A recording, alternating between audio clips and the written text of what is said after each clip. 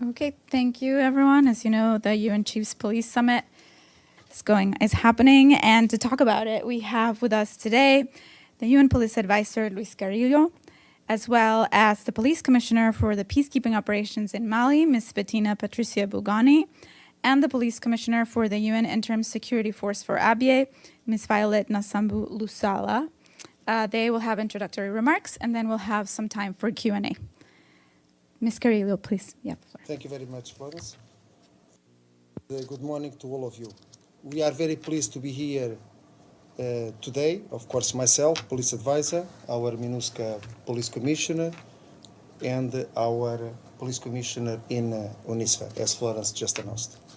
Yesterday and today, we have been convening the third United Nations Chiefs of Police Summit. So wise, thank you very much for the small detail, but that makes all the difference. So yesterday and today, we have been convening the third United Nations Chiefs of Police, which includes the participation of more than 110 member states, including more than 20 ministers or deputy ministers. The summit highlights include sessions on how the United Nations Police help address the key challenges facing the United Nations peacekeeping through Action for Peacekeeping and A4P+, foster sustainable peace and development, including by advancing the Sustainable Development Goals and the Secretary-General's Our Common Agenda, and bridge key gaps in the United Nations police performance. The Member States have been particularly interested in hearing about the United Nations police contributions to women, peace and security agenda and A4P+, including our work to protect civilians, advance political solutions, strengthen strategic and operational integration, and increase accountability of and to peacekeepers, amongst others. Side events yesterday considered the current and future role of United Nations Police amid the department's ongoing digital transformation, including through an increased focus on training, an increased focus on new technologies and artificial intelligence, to remain agile and adaptable in the face of an increasingly complex landscape comprising both traditional and non-traditional security threats, such as pandemics, criminal groups, the use of technology by the criminal groups, climate change, and growing socio-economic inequality.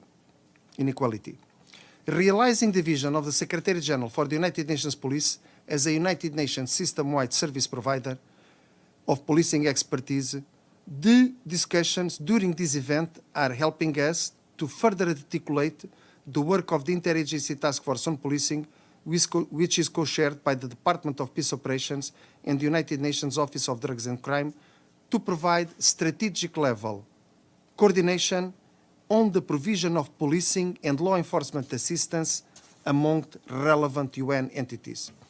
We had also yesterday the big honor to award the 2022 United Nations Woman Police Officer of the Year to Chief Warrant Officer Alizeta Kabore Kinda, a gender focal point in our mission in Mali, whose commitment to women's empowerment and the promotion and protection of civilians, and also the promotion and protections of the right of women and children in Mali, is for all of us an inspiration. Women currently in the United Nations Police lead 6 major United Nations missions, and their participation during this event bring importance to the perspectives to all areas of our work, not least more impactful gender responsive policing. Building on the most recent peacekeeping ministerial in Seoul last December, the United Nations Chiefs of Police Summit, UN-COPS, is a continuation of high-level summits organized by the Department of Peace Operations to seek greater member state engagement to modernize our peace operations, improve performance and capabilities of uniformed police personnel and reinforce the foundation of future peacekeeping efforts. The summit is therefore an opportunity for member states to come together to voice their political support for peacekeeping and to announce pledges to close police capability gaps. For the United Nations Police, we welcome member state support, for example, to facilitate training courses, capacity building, deploy teams of police experts to missions in need of specialized team, to provide technological enablers to increase our safety, or support the operations and camps with renewable energy or rationalized energy consumption practices. Overall, we thank our police contributing countries, more than 90 worldwide, for the support that they give, for the work that we do in the field in terms of operational support and capacity building, directly to the communities in terms of protection of civilians and in terms of capacity building and operational support to the host state security forces. I thank you. Thank you very much. Yeah. So, thank you very much. I am Major General Bougani and head of the police component of MINUSMA since the 4th of January 2021. The mandate of MINUSMA was renewed until June 13, 2023. The new resolution maintains the two strategic priorities: the assistance for the implementation of the peace agreement and the political transition, and the second priority to support the strategy of stabilization in the center of Mali and protection of civilians. The task remain essentially the same, and the UNPOL ceiling is 1,920 police officers. The key priorities for UNPOL to answer for to answer the two strategic priorities, UNPOL will support the Malian security forces for the security of the election. Protection of civilians is also important in support always of the Malian authorities. The redeployment of the Malian security forces in the center and the north, and we participate also of the restoration of the state authorities. Our main tools are capacity building, advisory support, solo and joint patrols, and building and rehabilitation of Malian infrastructures. Some recent UNPOL achievements. So I have selected some areas in the fight, in the area of fight against impunity. We, UNPOL, have handed over to the Malian judicial authorities evidence from terrorists who attacked last year the UN camps of Aguelok in April 2021. These evidence are important and it provide to assist the investigation. Another point is protection of civilians. We have on July deployed a specialized police team in community-orienting policing. So now we are working closely with the Malian authorities and in close link also with their strategy of security sector reform. And we realize also solo and joint patrol with the Malian security forces, and we try to be there when they are fair, because it's very important, so we can also interact with the population. And the last point, it's an example for capacity building of the Malian security forces. We trained also the Malian, and we have an example with the mobile security group, le Groupe Mobile de Sécurité from the Police Nationale. And our target is to train 1,000 police officers, because we want to anticipate the election. Thank you very much. Protocol observed. Protocol observed. Good afternoon, and thank you so much for this opportunity. Once again, my name is Violet Nasambulusala, Police Commissioner, UNISFA. Our main mandate in UNISFA is currently the protection of civilians through maintenance of law and order. And in the absence of ABA Police Service, we are building our own capacity and the capacity of community protection committees and joint protection committees within the box, who are our main key rule of law agent. Our key priority areas within ABA is to protect civilians through gender-responsive community interactive patrols, awareness campaigns on prevention and protection of women and girls.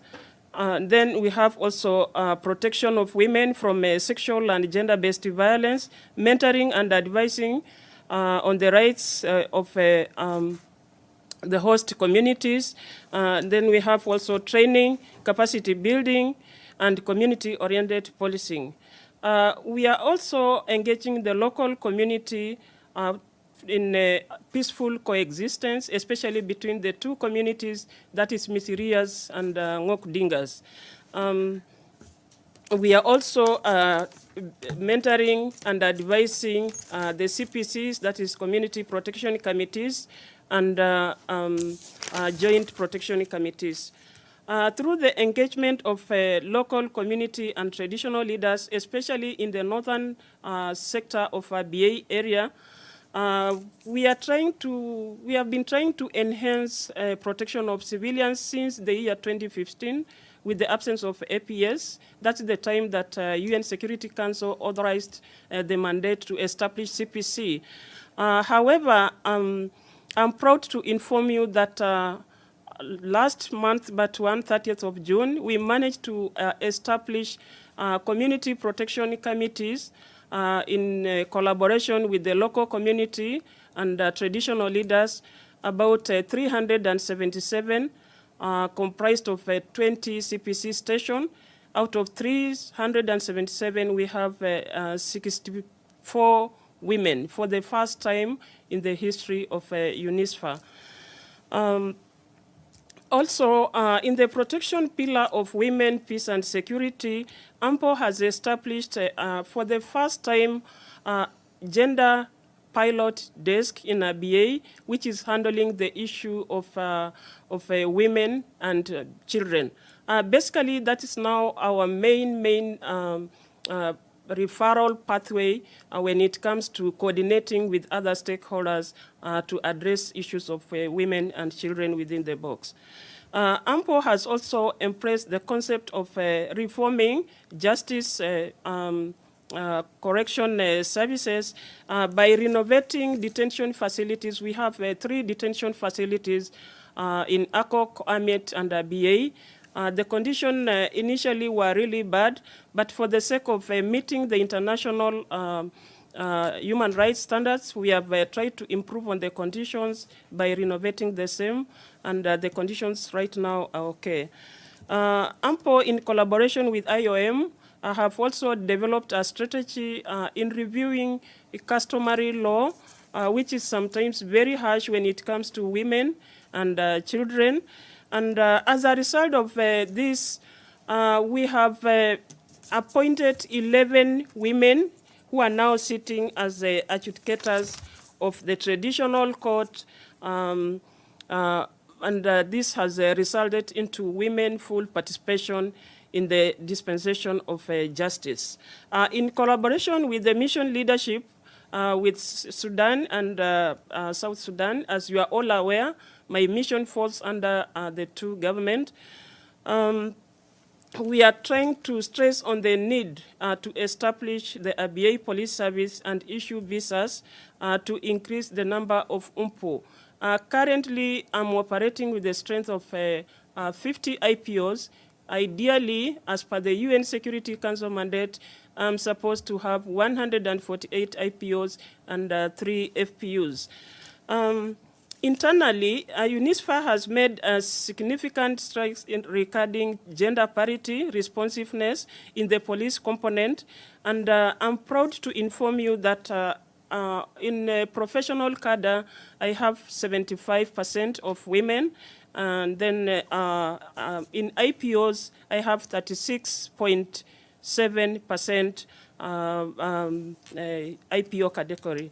Then despite that, I also have challenges in implementing ample mandate, whereby, as I've mentioned, limited resources, human capital, due to reluctance of the host government to issue visas and authorize the deployment of IPOs. However, we have continued to engage the two governments, and I'm optimistic they're going to flex on the two issues of visas and establishment of a ABA police service. Finally, from what I've just mentioned, we also have the challenge of climate change. Like currently, we have a very heavy downpour, which has limited also the mobility of UMPU operations.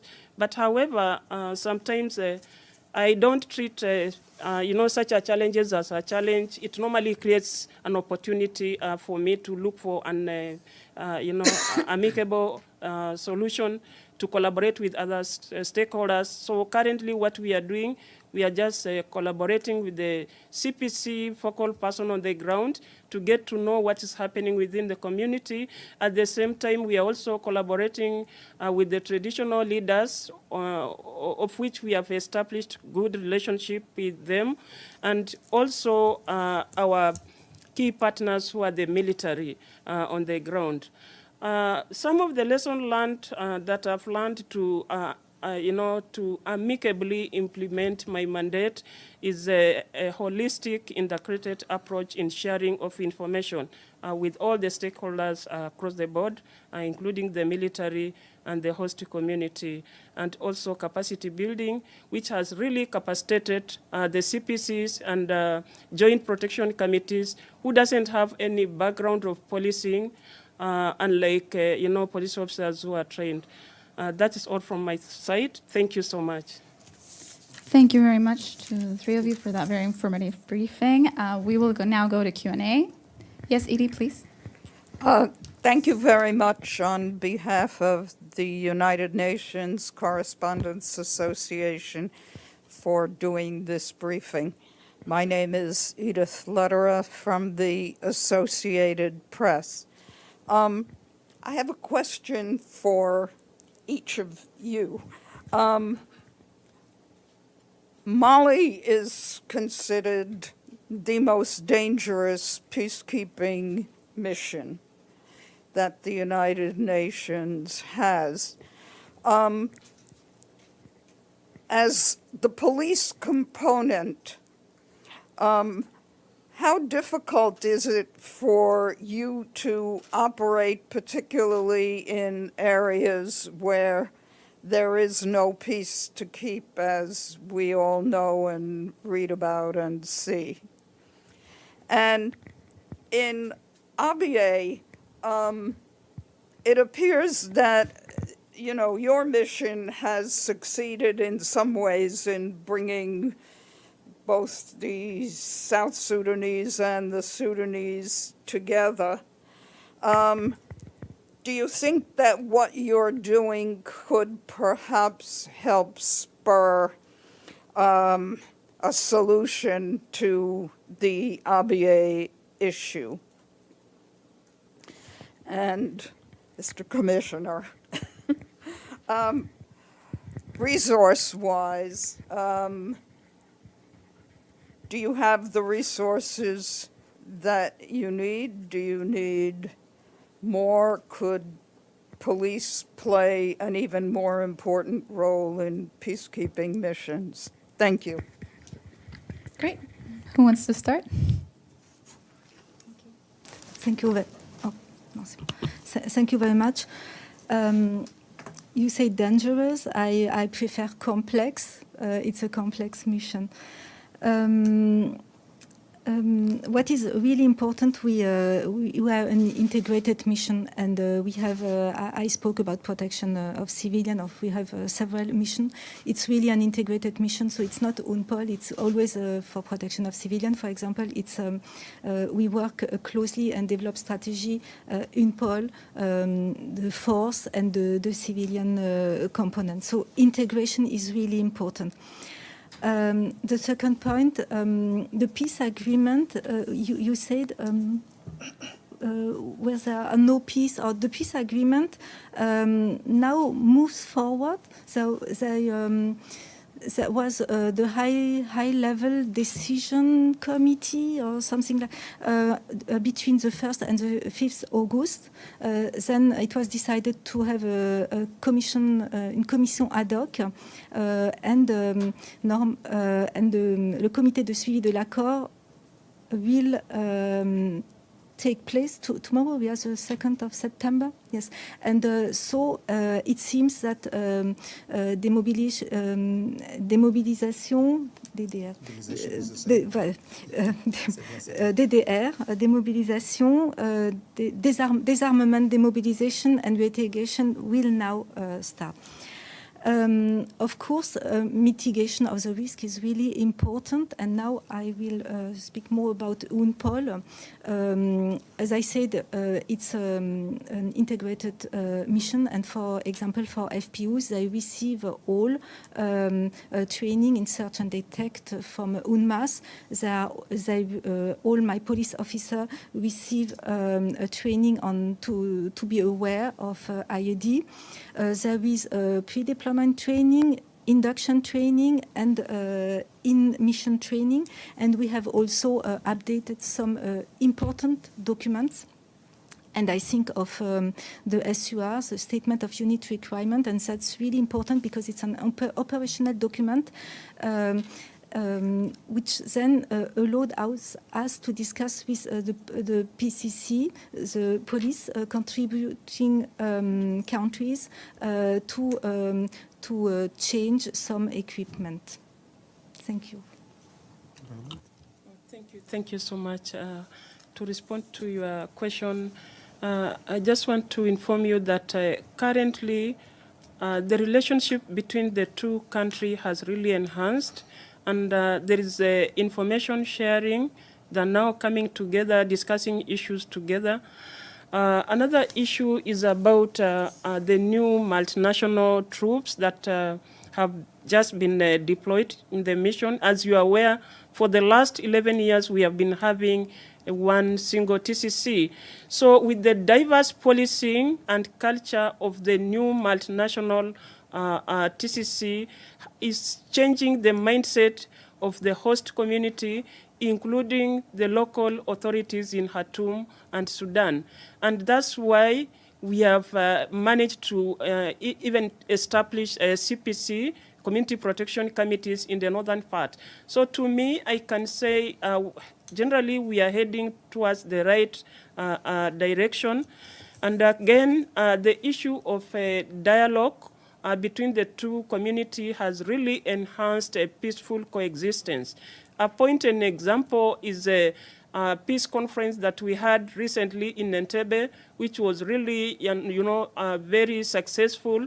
And we have started now cascading the same on the ground from the grassroots level by embracing bottom-up approach to approach the same peaceful coexistence. Thank you.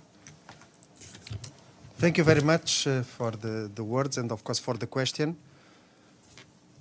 The United Nations Police and the police as a whole, we believe that will play more and more and more an enhanced and bigger role in the peacekeeping. As we could see, the nature of the conflicts from interstate are now much more from interstate, much more interstate. So when it is within the borders, usually the police, for the security of the people, play a key role. And of course, being apolitical, because we police officers, we are rigorously apolitical, but I believe that for the United Nations, the police is one of the best political tools to achieve the mission mandates that are given by the Security Council, or to assist member states in key areas of development like security of elections, like addressing pandemic challenges, like human rights challenges. Now, I don't know a single commander that facing the question that you ask, are you happy with the resources that you have, that you say, we are very happy with all the resources. Let me answer in a different way. The more resources that we will have at the different levels, more and better and more skilled police officers, more individual police officers, more foreign police units to address public order, more specialized police teams, more use of technology, bigger mandates for the United Nations Police, we will be able to deliver a better service to the communities, we will be able to support better the host state police, bearing in mind also one thing. The role of the United Nations Police is always in a transition perspective. We are not there to be forever, we are there for a certain period to support, to help the security of the population and to, of course, in an institution building capacity when the Security Council gives us that mandate to do it. We can play a bigger role in peace and security, in the humanitarian space, and also in terms of the development area. I'm not going now in terms of course, the strategy, the Sustainable Development Goals, the 2030 Agenda, but your question also gives me the opportunity, this meeting that we are having here with all the heads of the police component from the entire world, it's a major forum exactly to promote more peace, exactly to promote a better world in terms of the different challenges that the world faces today. Thank you. Yes, James. James Bays, Al Jazeera. If I can follow up with the police commissioner from Mali, because we're doing a lot of stories about Mali lately, so I'd like to sort of get a little bit more details on what you described, the complex situation.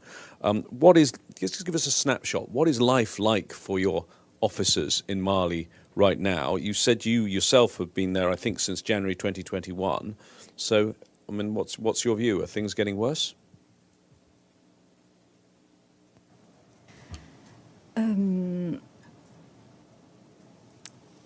For UNPOL, we are in Bamako and we are also in the region.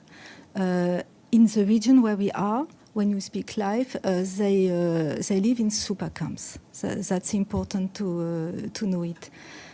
When they go on patrol, we have a look on the equipment, and when my IPOs go on patrol, they are escorted by FPUs. In our areas, we take always the recommendation of UNDSS. Even its recommendation, we follow the recommendation of UNDSS. Concerning in Bamako, the mission are different for IPOs. We don't do patrols. We do capacity building, and for the Malian security forces, and we work with them to build our project, because we don't impose training. It's important to co-build, co-construire the project. As I said, yes, it's complex, but we have also, it's an integrated mission. So, for example, I said protection of civilian force is also on this area. I said a civilian component. Inside the civilian component, there is POC, protection of civilian section. They realize also a threat assessment every 2 months. And when we plan our patrols in the region, there is also, as I said, it's integrated, and we have a regional joint operational center, and it goes through the AirJogs, this regional joint operational center, and we know also where are the other patrols of force, and force know it also for UNPOL. Stefano?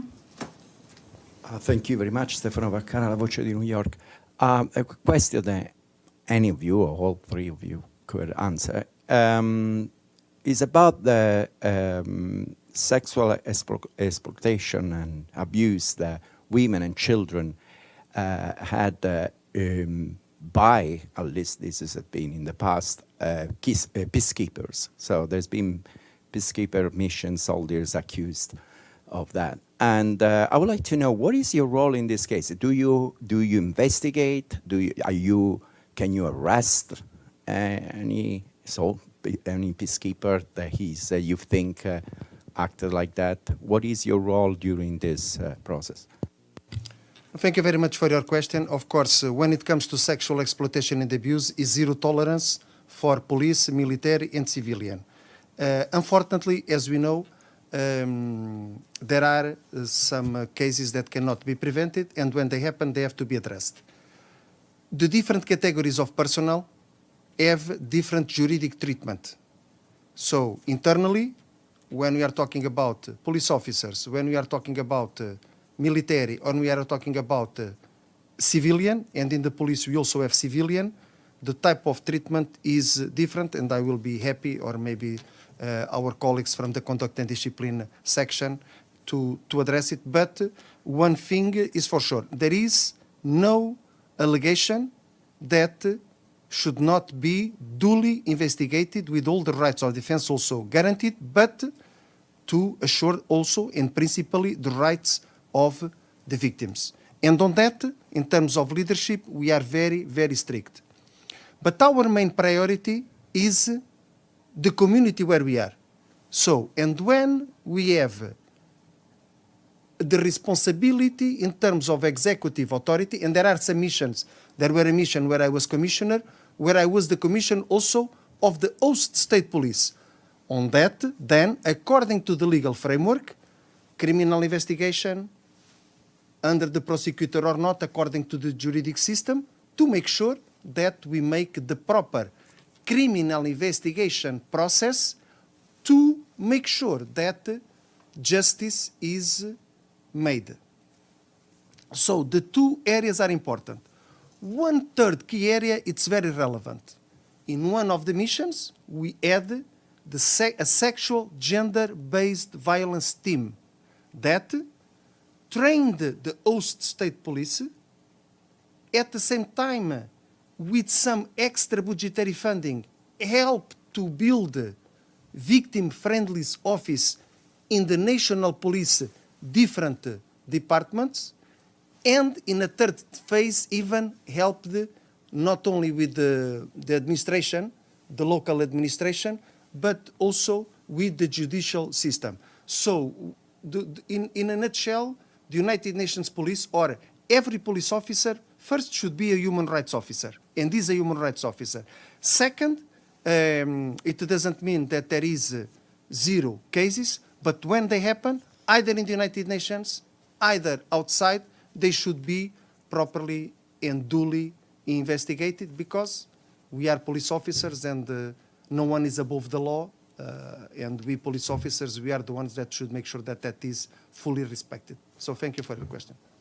Yes, no, just a quick follow-up, just because, for example, when happened, the Gabonese soldiers were accused of sexual exploitation. That was kind of recent. At least for what I read, that the matter was taken care of within the army. They were actually redeployed. They left the country. And so my specific question is, when you know that the crime has been committed by peacekeepers, can you, and if you actually have a situation where you can actually arrest the person because it happened that, I don't know, maybe you can see in fragrance, I don't know. Can you do that, or there is something that you cannot, you cannot intervene in this situation? Every case is a case, and I cannot discuss the detail of the case because I don't have all the information. Military contingents have a particular legal and juridic framework different from the United Nations police and different from the civilian. And every case exactly on that capacity, I don't want to go further, but there are the national investigation officers that should be called to investigate, of course, the allegations, and then the case should be followed properly. The national authorities of the countries, according again also to the national regulatory framework, should or can take the necessary measures. But every case and the case and should be seen with this. Generally, I can tell you that are different treatment, juridically speaking. And when I'm saying that no one is above the law, your question makes sense. So if there is a crime, we should immediately go and investigate. But we need to understand that there are the different agreements signed between the different entities that are present. One thing is sure. All the allegations should be duly investigated, victims should be protected, and the perpetrators, if found responsible, should be held But accountable. are you personally, as a police officer, are you satisfied with the system how he is today, or you think there should be change? Something should be changed. Police officers are personnel that should implement the law. My opinion, personal, as relevant as it could be, it's irrelevant either at my national service and also in the United Nations, because the proper legislative and regulatory bodies of the United Nations took their different rules and regulations, and they should be implemented. I can tell you that, once again, the system that exists allows and foments that all the allegations should be fully investigated, and the system allows for the allegations to be investigated. As a police officer, once again, and that, as you can understand, because it's also our credibility, and when we are in a mission, according to the different authority that we have, we not only we do in terms of capacity building with the host states service, the proper training in terms of the investigating, in terms of community policing, the prevention, working with the communities, in terms of institution building, we help, but more than that, for us as a police officer, our main goal is always to make sure that the most vulnerable are protected. Children, the elderly, victims of crimes, internally displaced people, the refugees, and on that I can assure you that I am very happy with the motivation, le dévouement that our police personnel that are serving in the field has. Thank you very much for that. And one more question. Portuguese News Agency. My question is for Commissioner Carrilho. If you allow me to make the question in Portuguese. Here I don't have any authority, so it's Can I make the question in I Portuguese? mean, if you could do it in English, that'd be great. And then perhaps you can give a snippet in Portuguese in the end. So for them. Because the question is about Portugal. Who were the Portugal's representatives at the UN COPs, and what were the main recommendations that came out of here for police officers around the world? I will answer first in English. Thank you very much, Marta, not only for your presence here, but for the question, and happy to see a compatriot here also in the briefing. Concerning in the United Nations Chiefs of Police Summit, we have the distinguished head of the Guarda Nacional Republicana, and we have also the National Director of Polícia de Segurança Pública. and the discussions are going on. We have 3 panels. Of course, our goal, as I had the chance to say in my introductory remarks, it is, and if I can abbreviate the 3 in one, how can we provide a better service to the communities that we are, and then building backwards and working in partnership to make sure that we have the tools, the personnel, the commitment, the pledges, to make sure that at the end of the day the communities live in a safer way, and that we as police personnel do our part. Muito obrigado, Marta, pela presença. É para mim, claro, uma grande honra ter aqui uma compatriota, e muito obrigado pelo interesse. A participação de Portugal, que muito nos honra, é feita por intermédio do Comandante-Geral da Guarda Nacional Republicana, o Sr. General Rui Clero, e pelo Sr. Diretor Nacional da Polícia de Segurança Pública, o Sr. Superintendente-Chefe Manuel Magina da Silva.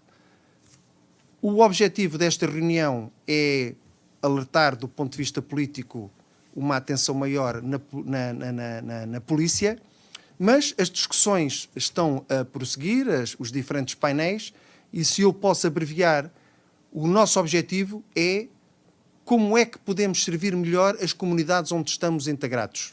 E dessa forma, ter mais recursos, ter melhores recursos. Nós recrutamos dos países contribuintes de polícia e estamos muito contentes, falando diretamente para Portugal, com a contribuição de Portugal, que, como é natural, queremos, seguindo aqui a pergunta, queremos mais polícias, queremos sempre mais apoio, mas os polícias portugueses são sempre muito apreciados pelas missões onde servem e pelas comunidades que servem.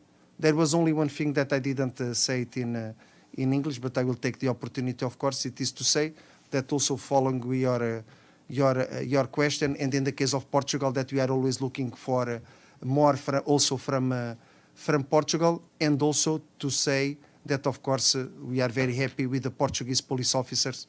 I know that is a little bit weird to speak in myself, cause, but we are very happy, or let me say, in the missions where they serve, that the missions are very happy with the Portuguese police officers that are serving, so it's my great honor also to pass that message to you. Muito obrigado. Thank you. Thank you very much. And on that note, we will conclude the briefing. Thank you very much for coming, and thank you very much for all the work you do. Thank you, Florence. Thank you. Thank you. No, thank you for your statement. It's always a good